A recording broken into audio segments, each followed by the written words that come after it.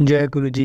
Video को like कीजिए, channel को सब्सक्राइब कीजिए और बेल आइकन को प्रेस कर दीजिए ताकि आपको लेटेस्ट वीडियो के अपडेट्स मिलते रहें। जय गुरु जी। आज मैं हम सबके साथ जो सत्संग शेयर करूंगा वो जीतू अंकल जी का है और अंकल जी गुड़गांव से हैं। चलिए आज का ये अद्भुत और चौंका देने वाला सत्संग हम अंकल जी की जुबानी हम सब सुनते हैं। बहुत ही अच्छा सत्संग शेयर करा है अंकल जी ने।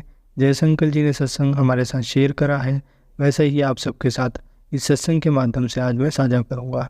इसलिए आप सब संगत सत्संग के अंत तक बने रहना और सत्संग को बहुत ध्यान से सुनना और सत्संग को बीच में ना छोड़े, क्योंकि सत्संग सुनने वाले का भी कल्याण होता है और सत्संग करने वाले का भी। और हो सकता है जो आप आज सत्संग सुने उससे आपको भी अपने कई सवालों के जवाब आज मिल जाएं।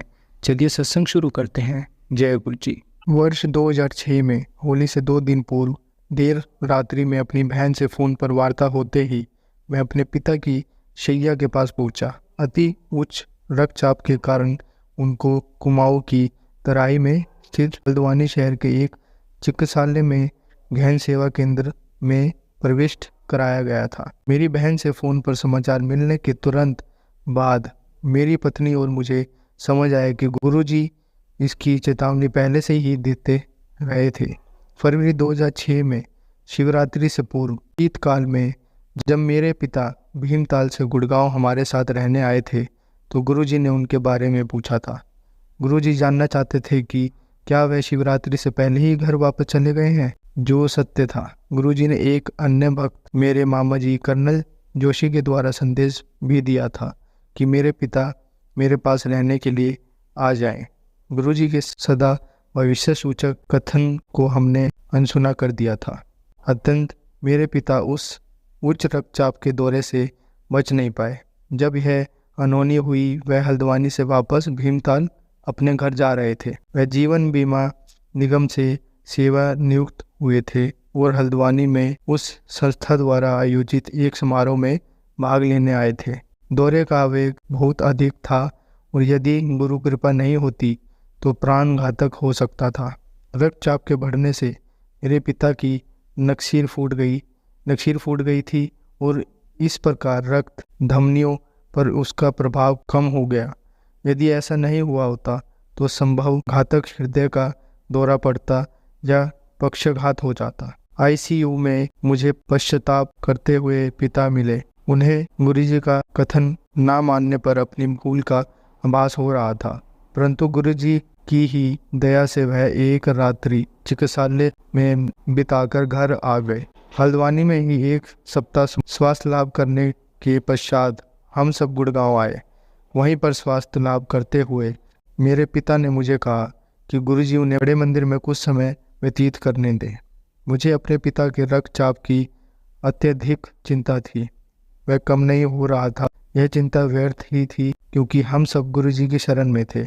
दयावान रक्षक पिता समान गुरुजी हमारे कष्ट दूर करने में लग गए। सर्वप्रथम उन्होंने मेरे पिता को उनकी अव्यक्त कामना के अनुसार बड़े मंदिर जाने दिया। फिर मेरे पिता को एक ताम्र लोटा लाने को कहा, जिसे अभिमंत्रित कर उन्होंने उसका जल पीने को कहा। मेरे पिता ने गुरुजी की सब बातें मानी। वह मंदिर गए, उन्होंने जल ग्रहण किया और पेट भरकर लंगर भी खाया। यह चिकित्सक के निर्देशों के विपरीत था। उन्हें हल्का लवण रहित भोजन खाना था। निश्चित रूप से गुरुजी का लंगर इस प्रकार का नहीं होता। मेरे पिता को पुण्य से या विश्राम का भी निर्देश था, पर वह बड़े मंदिर में बैसाखी समारोह के आयोजन में लगे रहे। गुड़गांव आने के 3 सप्ताह उपरांत हम चमकयुक्त हो रहे थे। उस मायावी अभिमंत्रित लोटे से जल ग्रहण करने के कुछ दिनों बाद ही उनके स्वास्थ्य में अभूतपूर्वक सुधार आया। उनका रक्तचाप भी कम हो गया। गुरुजी के आशीर्वाद से न केवल रक्तचाप कम हुआ, उससे चिकित्सक की दी हुई औषधियाँ भी व्यर्थ हो गई। चिकित्सा विज्ञान को पुण्य, आस्था और विश्वास की टेस्टों ने आह्वान किया था। मेरे पिता के लिए गुरुजी जीवन रक्षक सिद्ध हुए हैं। मेरे पत्नी और मुझे गुरुजी की दया और कृपा के इतने अधिक शुभ अवसर प्राप्त हुए हैं कि उनके हृदय से आभार प्रकट करने के लिए हमारे पास शब्द नहीं है। यदि वह अनुमति दें तो हम यह जीवन उनके कमल चरणों में व्यतीत करना चाहेंगे। गुरुजी को सदा हमारा सादर प्रणाम। जय गुरुजी। शुक्राना गुरुजी। संगत जी, आज हम आपको विदेश्वर संहिता का 3रा अध्याय पढ़कर सुनाएंगे।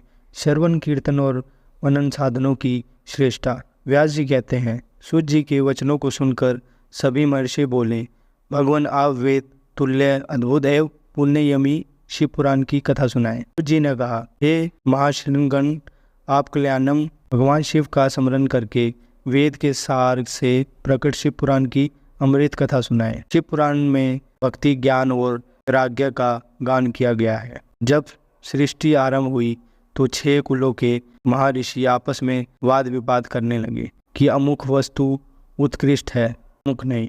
जब इस विवाद ने बड़ा रूप धारण कर लिया तो सभी अपनी शंका के समाधान के लिए सृष्टि की रचना करने वाले अविनाशी ब्रह्मा जी के पास जाकर हाथ जोड़कर कहने लगे, हे प्रभु, आप संपूर्ण जगत को धारण कर उनका पोषण करने वाले हैं। प्रभु, हम जानना चाहते हैं कि संपूर्ण तत्वों से परे प्रातपार पुराण पुरुष कौन है। ब्रह्मा जी ने कहा, रा, विष्णु, रुद्र और इंद्र आदि से युग संपूर्ण जगत समस्त भूतों एवं इंद्रियों के साथ पहले प्रकट हुआ है। वे देव महादेव की सर्वज और संपूर्ण है। भक्ति से ही उनका साक्षात्कार होता है, दूसरे किसी उपाय से उनका दर्शन नहीं होता। भगवान शिव में अटूट भक्ति मनुष्य को संसार बंधन से मुक्ति दिलाती है। भक्ति से उन्हें देवता का कृपा प्रसाद प्राप्त होता है, जैसे अंकुर से बीज और बीज से अंकुर पैदा होता है। भगवान शंकर का कृपा प्रसाद प्राप्त करने के लिए आप सब भ्रांशी धरती पर सहस्त्रों वर्षों तक चलने वाले विशाल यज्ञ करो। यज्ञपति भगवान शिव की कृपा से ही विद्या के सार, तत्व, साधन, साध्य, साधन का ज्ञान प्राप्त होता है। शिव पद की प्राप्ति साध्य और उनकी सेवा ही साधन है तथा जो मनुष्य बिना किसी फल की कामना किए उनकी भक्ति में डूबे रहते हैं वही साधक है। कर्म के अनुष्ठान से प्राप्त फल को भगवान शिव के श्री चरणों में समर्पित करना ही परमेश्वर की प्राप्ति का उपाय है तथा यही मोक्ष प्राप्ति का एकमात्र साधन है। साक्षात महेश्वर ने ही भक्ति के साधनों का प्रतिपादन किया है। कान से भगवान के नाम, गुण और लीलाओं का श्रवण, वाणी द्वारा उनका कीर्तन तथा मन में उनका मनन शिव पद की प्राप्ति के महान साधन है तथा इन साधनों से ही संपूर्ण मनोरथों की सिद्धि होती है। जिस वस्तु को हम प्रत्यक्ष अपनी आंखों के सामने देख सकते हैं उसकी तरफ आकर्षक स्वाभाविक है, परंतु जिस वस्तु को प्रत्यक्ष रूप से देखा नहीं जा सकता उसे केवल सुनकर और समझकर ही उसकी प्राप्ति के लिए प्रयत्न किया जाता है। अतः श्रवण पहला साधन है। श्रवण द्वारा ही गुरु मुख से तत्व को सुनकर श्रेष्ठ बुद्धि वाला विद्वान अन्य साधन कीर्तन और मनन की शक्ति वह सिद्धि प्राप्त करने का यत्न करता है। मनन के बाद इस साधन की साधना करते रहने से धीरे धीरे भगवान शिव का सहयोग प्राप्त होता है और लौकिक आनंद की प्राप्ति होती है। भगवान शिव की पूजा, उनके नामों का जाप तथा उनके रूप गुण विलास के हृदय में निरंतर चिंतन को ही मनन कहा जाता है। महेश्वर की कृपा दृष्टि से उपलब्ध इस साधन को ही प्रमुख साधन कहा जाता है। जय गुरु जी। संगत जी, चौथा अध्याय हम आप सबको कल के सत्संग में सुनाएंगे। जय गुरु जी। संगत जी, अगर आपको आज का सत्संग अच्छा लगा हो तो आप इस सत्संग को और संगत के साथ जरूर साझा करें, जिससे वो भी महाराज का दिव्य आशीर्वाद प्राप्त कर सके। जय गुरु जी।